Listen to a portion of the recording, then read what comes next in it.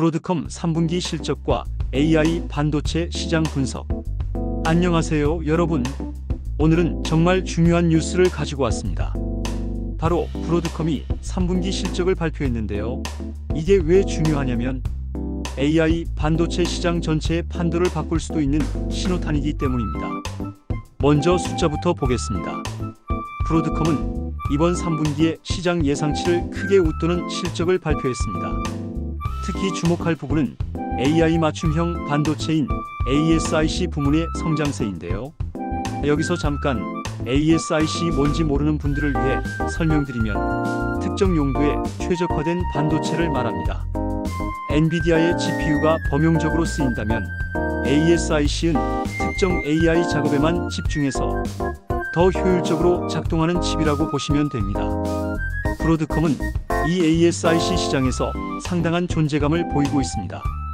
특히 구글, 메타 같은 빅테크 기업들이 자체 AI 칩을 개발할 때 브로드컴과 협력하는 경우가 많아졌죠. 100억 달러 규모의 게임 체인저.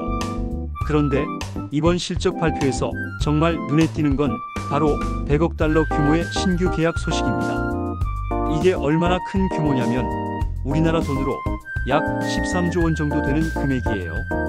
이 계약이 의미하는 바는 명확합니다. 글로벌 빅테크 기업들이 엔비디아 외에도 대안을 찾고 있다는 거죠.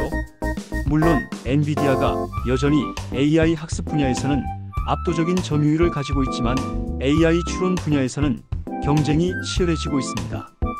네트워크 부문의 숨겨진 성장 동력? 브로드컴의 또 다른 강점은 네트워크 부문입니다. AI 시대에는 칩 자체의 성능도 중요하지만 칩과 칩, 서버와 서버를 연결하는 네트워크 기술도 똑같이 중요해졌거든요. 생각해보세요. 챗GPT 같은 서비스를 구동하려면 수백, 수천 개의 GPU가 협력해야 합니다. 이때 각 GPU 사이의 데이터 전송 속도가 병목이 되면 전체 시스템의 성능이 떨어지죠. 브로드컴은 바로 이 부분에서 강점을 가지고 있습니다. 한국 기업들에게 미치는 영향. 그렇다면 우리나라 기업들에게는 어떤 의미일까요? 먼저 삼성전자와 SK하이닉스를 보겠습니다. SK하이닉스는 이미 엔비디아의 HBM 메모리 공급업체로 큰 성과를 거두고 있지만 최근 생산 능력의 한계로 인해 추가 수주에 어려움을 겪고 있었습니다.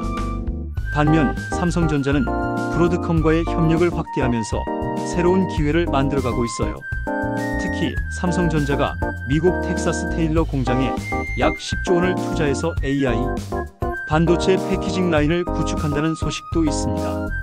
이는 브로드컴 같은 ASIC 업체들과의 협력을 염두에 둔 것으로 보입니다. 소부장 기업들의 새로운 기회. 그리고 우리가 놓치지 말아야 할 것이 소재, 부품, 장비 기업들입니다. AI 반도체는 기존 반도체보다 훨씬 복잡한 패키징 기술이 필요합니다. 특히 3D 적층이나 고밀도 연결 기술 같은 것들 말이죠. TSMC가 올해 400억 달러 이상을 설비, 투자했으면서 패키징 부문 비중을 늘리고 있고 삼성전자도 마찬가지입니다. 이는 곧 우리나라의 소부장 기업들에게 새로운 업사이클이 될 수 있다는 의미입니다. 중국이라는 변수. 하지만 모든 게 순탄하지만은 않습니다. 중국이라는 큰 변수가 있거든요. 알리바바는 자체 AI 칩 개발을 선언했고 화웨이나 캠브리콘 같은 기업들도 대체제를 내놓고 있습니다. 물론 아직은 성능이나 생태계 면에서 엔비디아를 따라잡기 어렵다는 게 일반적인 평가입니다. 특히 AI 학습의 필수적인 CUDA, 소프트웨어 생태계는 하루아침에 만들어지는 게 아니거든요. 하지만 네트워크 기술 분야에서는 중국의 추격이 만만치 않습니다. 장기적으로는 글로벌 시장 판도를 바꿀 수 있는 변수라고 봐야겠어요. 미국 규제의 이중적 효과. 최근 미국이 중국 내 반도체 공장에 대한 장비 반입 규제를 강화하고 있습니다. 이는 중국에 생산 거점을 둔 삼성전자와 SK하이닉스에게도 영향을 미칠 수 있어요. 특히 SK하이닉스는 중국 우시 공장에서 전체 D램 생산의 13%를 담당하고 있어서 직접적인 타격이 우려됩니다. 하지만 역설적으로 글로벌 공급이 제한되면 메모리 가격이 상승할 수도 있어서 양날의 검이라고 할 수 있겠네요. 투자 관점에서 보는 기회. 그렇다면 투자자 입장에서는 어떻게 봐야 할까요? 최근 증권사들은 SK 하이닉스 주가가 향후 12개월간 50% 이상 상승할 여력이 있다고 분석하고 있습니다. 그 이유는 차세대 HBM4에서 엔비디아가 요구하는 10기가 성능 기준을 충족할 수 있는 업체가 삼성과 하이닉스 정도밖에 없기 때문입니다. 공급처가 제한적이면 가격 협상력이 강해지죠. 단기적으로는 SK 하이닉스의 HBM 독주 체제가 계속될 것 같고, 중장기적으로는 삼성전자의 파운드리 사업이 브로드컴 같은 ASIC 업체들과의 협력으로 새로운 성장 동력을 찾을 수 있을 것 같습니다. 전체적인 시장 전망. 지금 AI 반도체 시장을 보면 엔비디아가 여전히 절대 강자입니다. 하지만 브로드컴 같은 맞춤형 칩 업체들이 빠르게 성장하고 있고, 이는 시장이 다양화되고 있다는 신호로 읽힙니다. 특히 AI 추론 시장이 급성장하면서 범용 GPU보다는 특정 작업에 최적화된 ASIC의 수요가 늘어날 것으로 예상됩니다. 이런 변화 속에서 우리나라 기업들도 새로운 기회를 잡을 수 있을 것 같아요. 앞으로 주목할 포인트들. 앞으로 몇 가지 주목해야 할 포인트들을 정리해 보겠습니다. 첫째, 브로드컴이 정말로 엔비디아의 아성에 도전할 수 있을지입니다.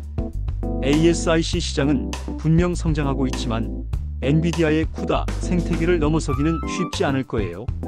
둘째, 중국의 자체 칩 개발이 얼마나 빠르게 진행될지입니다.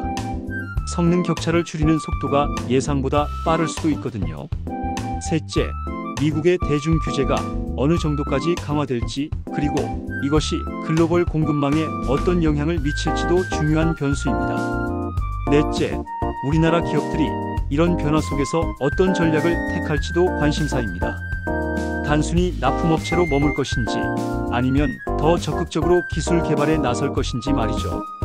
오늘 브로드컴의 실적 발표를 통해 AI 반도체 시장의 새로운 변화를 살펴봤습니다. 엔비디아 독주 체제에 균열이 생기기 시작했고, 이는 우리나라 기업들에게도 새로운 기회가 될 수 있을 것 같습니다. 물론 불확실성도 많습니다. 중국 변수, 미국 규제, 기술 경쟁 등 복잡한 요소들이 얽혀 있거든요. 하지만 변화는 기회를 만든다고 하잖아요. 우리 기업들이 이런 변화에 잘 적응해서 글로벌 시장에서 더 큰 몫을 차지할 수 있기를 기대해 봅니다. 여러분은 어떻게 생각하시나요? 브로드컴이 정말 엔비디아에 도전할 수 있을까요? 그리고 우리나라 기업들은 이 기회를 잘 활용할 수 있을까요? 댓글로 여러분의 생각을 들려주세요. 그럼 오늘 영상은 여기까지입니다. 구독과 좋아요도 잊지 마시고 다음에 또 유익한 소식으로 찾아뵙겠습니다. 감사합니다.